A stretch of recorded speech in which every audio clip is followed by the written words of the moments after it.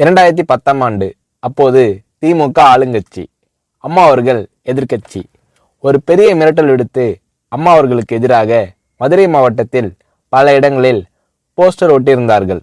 அந்த போஸ்டரில் அம்மா அவர்கள் மதுரைக்கு வந்தால் திரும்பி செல்ல மாட்டார், மதுரைக்கு அம்மா அவர்கள் வரக்கூடாது என்று மதுரை மாவட்டத்தில் பல இடங்களில் அந்த போஸ்டரை ஒட்டி பெரிய மிரட்டல் எல்லாம் கொடுத்தார்கள்.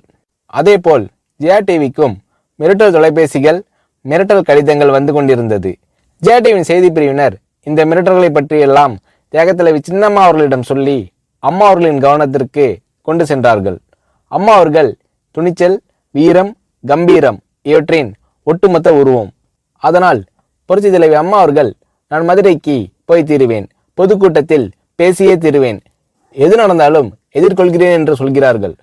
ஒரு கட்டத்தில் ஜெயா டிவிக்கு மிரட்டல் எப்படி வருகிறது என்றால், ஜெயா டிவியின் அலுவலகத்தை வெடிகுண்டு வைத்து தகர்ப்போம், அம்மா அவர்கள் மதுரைக்கு வந்தால் ஜெயா டிவியை ஒழிப்போம், இப்படியெல்லாம் நிறைய மிரட்டல்கள் தொலைபேசியின் வாயிலாகவும் கடிதத்தின் வாயிலாகவும் வந்து கொண்டிருக்கிறது.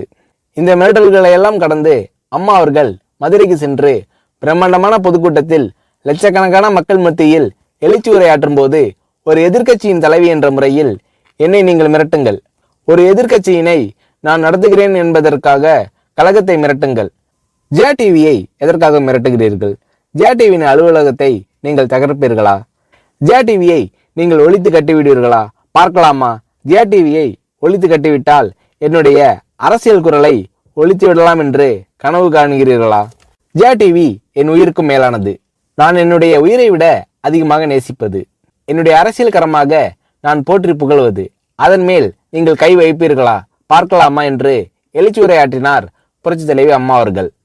இப்படியெல்லாம் அம்மா அவர்களின் அன்புக்கும் மரியாதைக்கும் பாத்திரமாக ஜெயா டிவி இருந்தது.